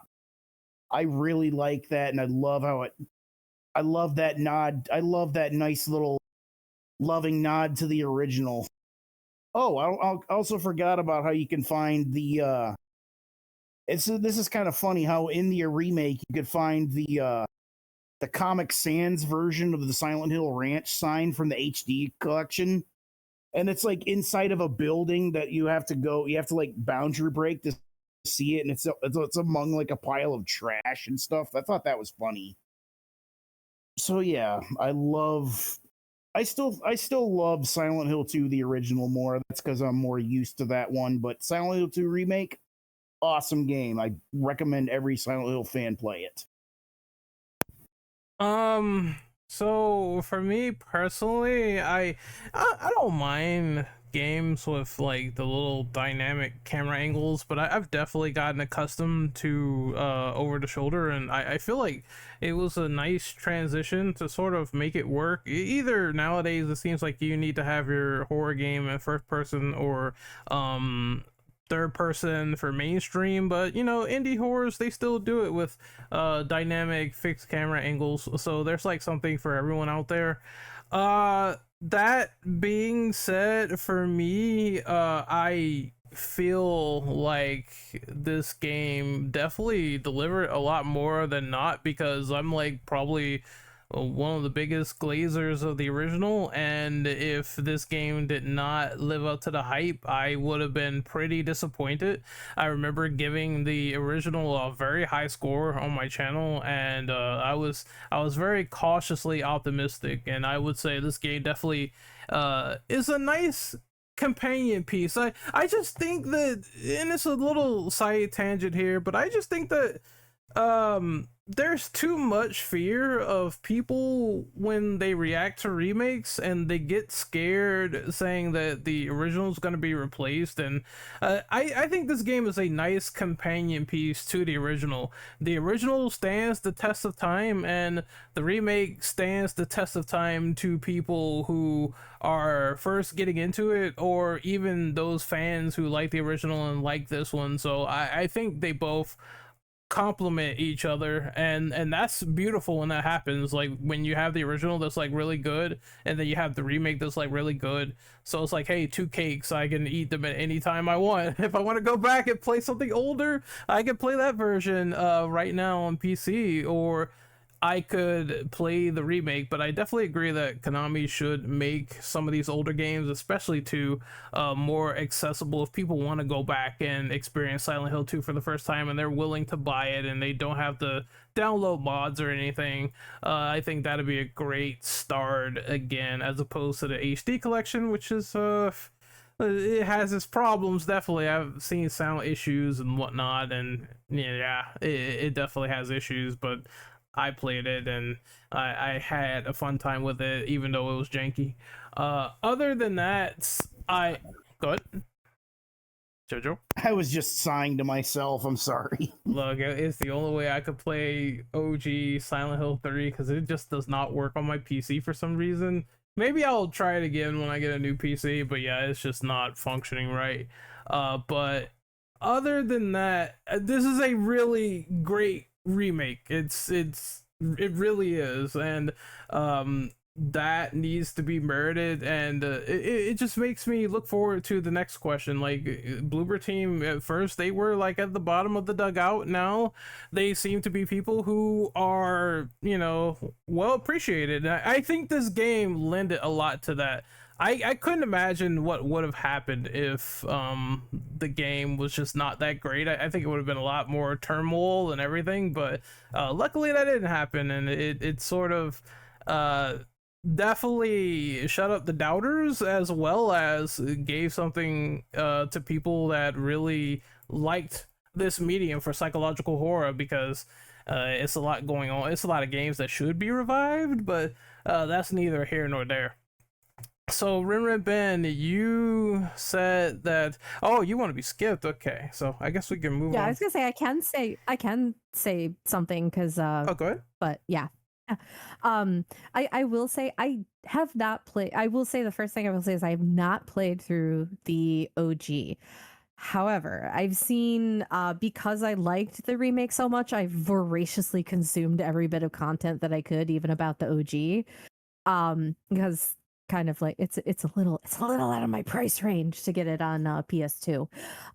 But I do think that I could kind of make a comparison to another not to keep bringing up this franchise, but like the discussion between the two kind of reminds me of Resident Evil 4 OG versus Resident Evil 4 Remake, where it just does make the point of a remake and the original can exist at the same time and both be amazing, and that's okay. And also I like what Jojo said about the really nice way that they had nods to the original, because you actually jogged my memory about how not only did they have the pictures where that spelled out somebody cracked the code and it was "you've been here for 2 decades," but if you look at the various bodies that James finds throughout the town, they're James. Like if you somebody pointed that out to me, and then I went back, like immediately opened up the game the first chance I got and looked at it, and I was like, oh yeah, they're all him. Like it's the same jacket, it's the same clothes. It's really interesting how they had those little nods in there to like fan theories and or not even fan theories, but like theories that people just had about the games that may or may not have been confirmed. But yes, I think both are really good games, both deserve all the accolades that they get. And also, again, a remake, just because a remake comes out, it does not mean that the original ceases to exist. I'm glad the originals exist, even if you can only get them in some forms, because then you can go back and experience them. And it makes you appreciate the remakes even more in a lot of cases. I agree, and I want to slightly add on that some of the same discourse is sort of spilling into Metal Gear, but my brain doesn't get it because that game is a lot more accessible with Metal Gear Solid 3. You can get the HD version no problem, and if you're like, hey, I don't really care for this new remake, that's fine because that version is like accessible now. So I sometimes it's just like I see those sort of debates and I don't get it because for that game series it's less of an issue actually to play MGS3, so it's kind of funny. And I think the remake for that is good as well. Like I've played that too, and it's one for one, and they have improvements to the gameplay and everything, and some new additions, and I enjoyed it for the most part. So I think Konami is definitely on their redemption arc. They want to take this seriously, and hey, the more they keep churning out great games, I mean, Capcom also had to do the same thing as well. At one point they really weren't doing that great. Now they want to do great, and that's something I commend wholeheartedly.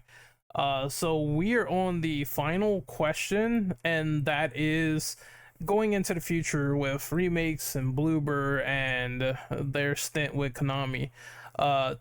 Now we already know at the time of this podcast it is not even a well kept secret. They want to remake the original Silent Hill 1. What is your thoughts on them confirming that so far, and do you have any expectations? And also, Silent Hill 2 Remake, their exclusivity is ending soon for PlayStation consoles. It was a console exclusive only game, and that means that yes, it was on PC and it was on PlayStation 5, but it was never on Xbox, and now it's about to be on Xbox as we speak, going into the next month. Do you think they're gonna do any like new weapons, patch, maybe DLC, as people are probably not well informed, or they might not know? There was actually a side story in the original Silent Hill 2 called Born from a Wish, where you could play with Maria for a little bit. Do you think they will be including that in the Xbox version or not? Cite what you think about it, and Tolkien, you will go first. Okay, well, I think them remaking any of their previous titles for me right now is a yes, do it, do it. Like, I will buy them. Like, this game was so good that, and I hear really good things about the other ones, especially like 4, and I'm just like, oh, I need it. I need it in my veins. So yeah, I hope they do remake the rest of them. Having you said they confirmed that 1 definitely gonna get done, like, yes. I cannot get enough of this franchise in my life at this point. So I'm all in. And I think with the good street cred they now have, in my opinion, that people should give them for the 2 remake and Chronos, and if Silent Hill F comes out and it's in, good optimization, it's a banger game, like, bruh, yeah, they need to keep pumping them out. I'll keep buying them. As for the DLC, I'm always up for more content, but considering it's a year later, I mean, I don't really see them doing that. I wouldn't say no. I mean, I'd play it, but I don't know if I could physically make my hands be okay with controlling Maria. I just detest this creature. I'd want to just chuck her off a cliff or drown her and not actually play as her. But yeah, I mean, I would play it obviously, but I don't know. Not really hearing any guarantees that it's actually going to show up or anything. Even though the OG fans have been talking about it and hoping for it, and some being disappointed it wasn't even in the actual release. I don't know. I guess we'll see. Won't say no. I would play it, but again, not hearing a yes or anything and no word from them. Who knows? Next up is Rin Ben. Well, what do you think about this question? Do you think there's going to be a Born from a Wish DLC? And what do you think about the idea that Bloober is making a Silent Hill 1 remake? Uh, I will say, I am very excited about the Silent Hill 1 remake. Um, Especially because like I got really excited when they showed the trailer. And even though it was just like, hey, we're developing it and here's the music, like there's just something about that theme from the first Silent Hill game that just, oh, I love it so much. So I'm very excited about that. And when they said that it was Bloober team working on it, I was like, oh, okay, I'm not worried now. Um which I mean, I guess like I'm sure there are people who will probably think, oh no, that's not the right attitude to have. But I also just I'm willing to trust them. Um as for DLC, I don't know. I would like them to make it, but I don't know if they will, because what do we know yet, Ren, when the Xbox release is? Um, I think it's either close. I think it's either in about the next 2 weeks or somewhere in October. I know there was a blurb Okay. on the first trailer that said when is going to expire, but it's relatively soon. Okay. Well, because I know we're coming up on 1 year from Silent Hill 2 Remake being released. So that makes sense, because that was how it was with Final Fantasy VII Remake as well. It was about a year after the initial release, because that was when the exclusivity ended. It would be nice if they did, but I feel like if they were more, like there would be more like hubbub about it. Like they would be making a big deal about it. And we haven't heard anything. It's kind of been crickets. I mean, granted, like they've been really focused on Bloober Team is very focused on Chronos, and rightfully so. You know, it came out and I'm hearing really good things about it. Playing it next week. But I don't know. I would love it if they did, because I would love to experience that part of the story, because they hinted at things with Maria in Silent Hill 2 Remake that you were like, oh, why is she afraid of this house? What's up with this house? Why won't she go near it? I don't know. You'd have to play, Born from a Wish to find out. And that, I know that was part of what made people hope that they would make it. But I don't know. We'll have to see. I'll definitely play it, though, if they make it, because I will voraciously consume stuff about this game until the cows come home. Okay, I'm gonna try to give my thoughts. So I have played Born from a Wish, and the only thing I'll say about it is it's very interesting if they go that route. Um, I don't think it would create a lot of assets because the scenario itself is not too long. I would assume maybe they'll tack on another hour, but it's roughly around like 2 hours or so.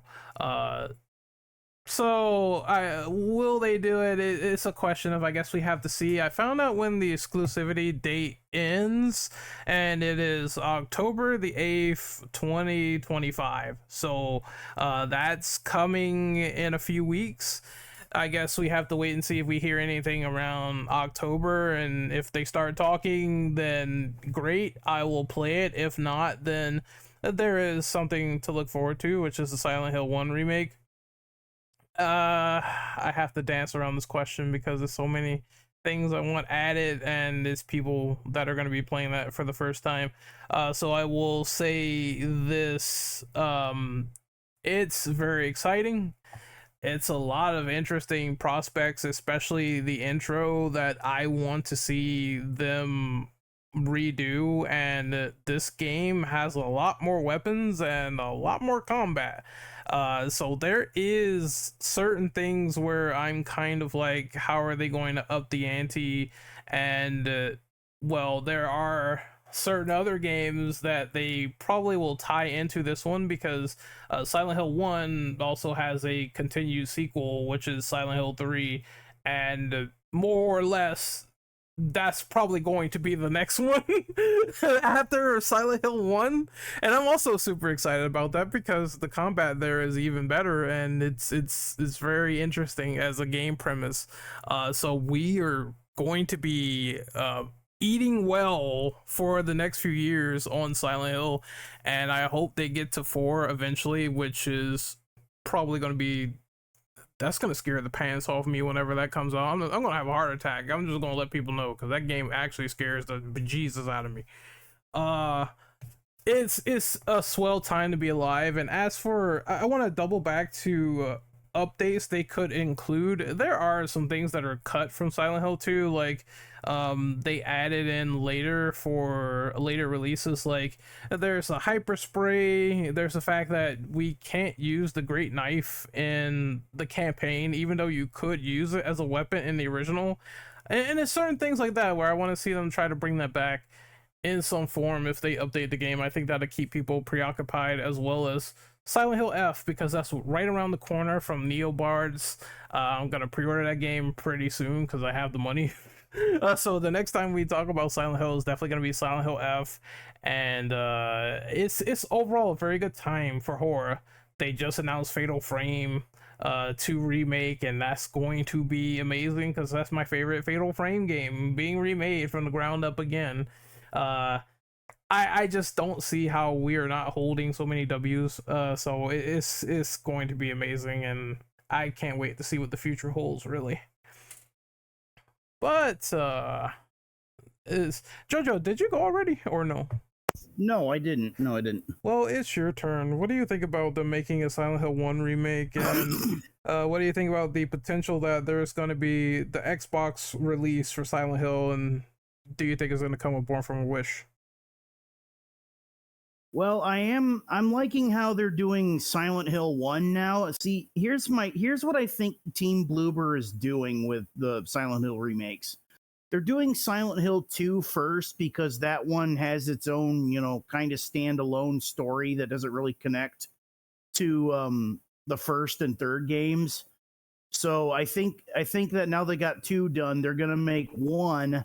And then after that, they're going to make 3, because 3 is really the true sequel to 1. And I'm looking forward to hopefully Bloober doing that too. As for the Born from a Wish DLC, I hope it comes out. I just hope that it's not going to be something dumb like a free exclusive to Xbox players, but Steam and PC users gotta, Steam and PlayStation users are gotta buy it. I'm hoping if it's free for everyone, that would be awesome. But if it's paid for everyone, that's fair.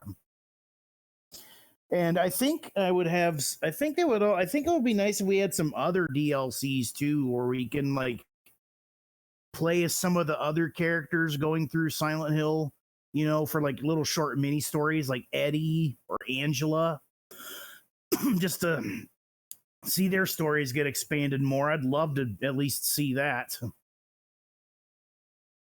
Kind of reminds me a little bit of Snake Tales from Metal Gear Solid 2, where you could play with different characters. That'd be pretty cool. But that is it for Silent Hill 2. F is out in a couple of weeks. Look forward to that. And of course, Chronos is out now, so go ahead and play that. I would also recommend that as well. It feels like a mixture of Dead Space, Callisto Protocol, and Resident Evil having a baby. But we will sign off now. We're gonna do our outros. Tolkien, where can we find you on social media? You can find me on Twitch, YouTube, Twitter, all under the same thing, Lady Tolkien or Lady Tolkien 7. Ren Ben, where can we find you on social media? So you can find me on pretty much everywhere as at RenRenBen. I primarily stream on Twitch and YouTube, and I post stuff on TikTok. But TikTok, I'm RenRenBenBen because I messed up my own name when I signed up. Jojo, where can we find you on social media, buddy?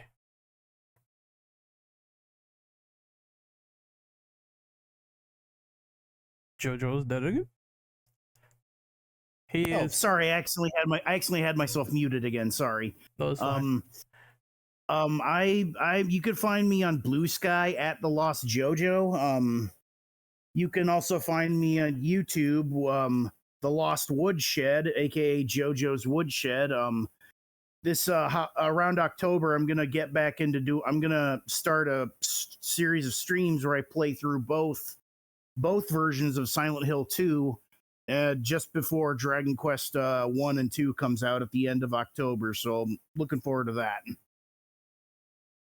I'm probably gonna make a Pornhub account relatively soon. Go ahead and put my Let's Play. Let me finish. That being said, seriously, you can find me everywhere at Renegade Operative, not Pornhub yet. You can find me on Blue Sky at renoperative.bsky.social, where I am WikiFeet. You can find me on WikiFeet, Renegade Operative. I need to upload us playing Street Fighter 6. That tournament was very, very fun, and I'm also playing through Chronos right now, so you could see me shooting at a monster's booty for like literally 5 minutes and laughing at it. I thought that was pretty funny. So those live streams are currently up for me right now. I need to label them, and overall a good time, and I'm gonna keep playing that until Silent Hill F, and that's also gonna be pretty fun. So until then, until we get more news and information, it seems to be coming through relatively fast, we will try to do some modest podcasts on them and see what we have to say about things. But until then, this is the Infinite Ammo Syndicate signing out. Hopefully you guys enjoy this, and we will see you in the fog next time. Later.